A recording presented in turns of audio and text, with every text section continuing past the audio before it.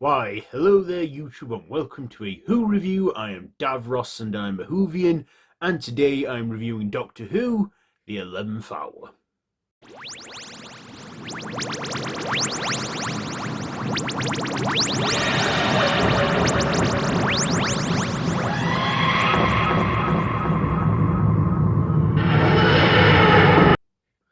So this is the Series 5 premiere episode where Matt Smith makes his big debut as the 11th Doctor.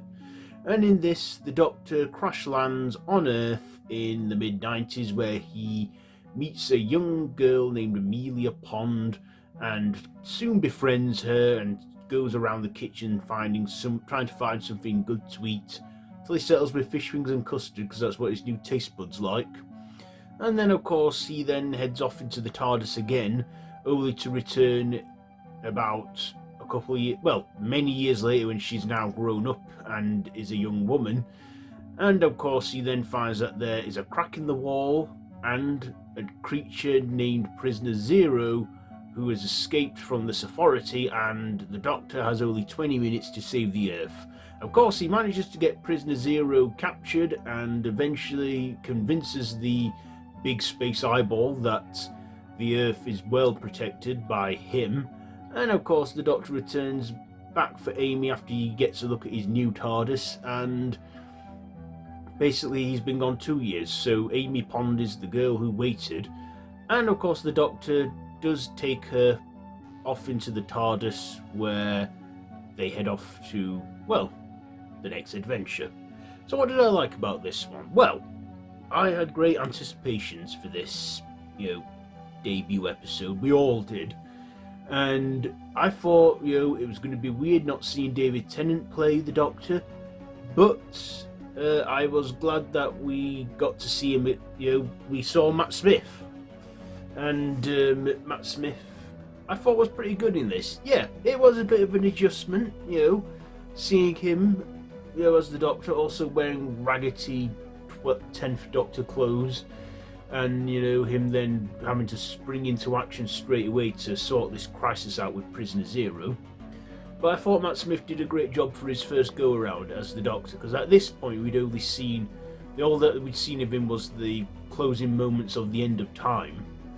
But at the end of that episode, when he settled into his look, put on that tweed jacket and bow tie, and we saw the previous Doctors before him, and then we saw his face come from the hologram of the 10th, the projection. I was like, there he is. Now I can see the Doctor.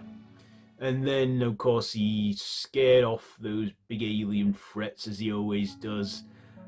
So yeah, Matt Smith I thought was great. So was Karen Gillan as Ameillia Pond. Of course, the first person to play her wasn't necessarily her, it was her real-life cousin, Caitlin Blackwood, who actually played little Ameillia Pond.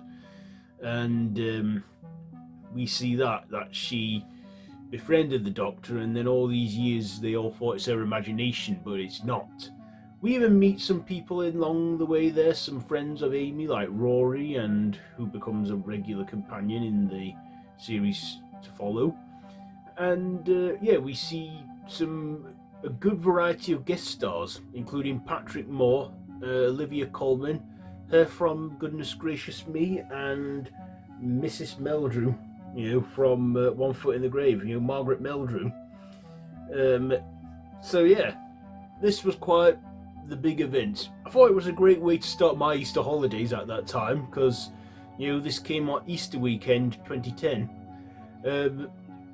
And I thought, yeah, Doctor Who has officially entered the next decade. I also like the look of the new TARDIS. It looked a lot bigger, a lot wider, and just a lot of craziness. I thought the TARDIS looked really cool, and it did tie that loose end for me on how the TARDIS changes.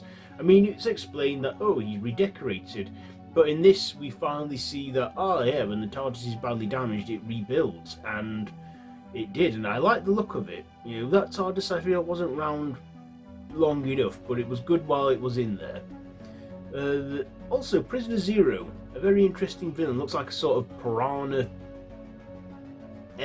like a barracuda-esque eel, can also shapeshift and take on multiple forms of whatever the host that they're looking onto is like, can shapeshift, but sometimes gets mixed up. Even Olivia Colman played one of the shapeshifted forms of Prisoner Zero. But I thought it was a fun premiere. Some good visuals for its time, and I still think they sort of hold up to this day. We even get an homage to classic Who as well, with the previous Doctors shown, previous monsters, including a good look at a Sea Devil. So, yeah, I thoroughly enjoyed this episode, and was a fun one, and I couldn't wait to see what was to come for this series. So, yeah, what am I going to rate this one? Do I have anything to dislike? I don't think so. Like I say, I very much enjoyed it. So I'll give the writing a 9, the visuals a 9, the performances, I'll give them a 9, and my personal, I'll give it an 8. Stephen Moffat didn't do too bad for his first, proper episode of showrunner after, Russell T Davies. Everyone had big shoes to fill, and I think they filled them great. So, yeah, that's it for this one. That has been my review for Doctor Who The 11th Hour. Have you seen this one? Let me know what you think down below in the comments, and if you like this video, be sure to give it a big thumbs up. Share with your friends, and feel free to subscribe to the channel if you haven't already, and to hit that notification bell.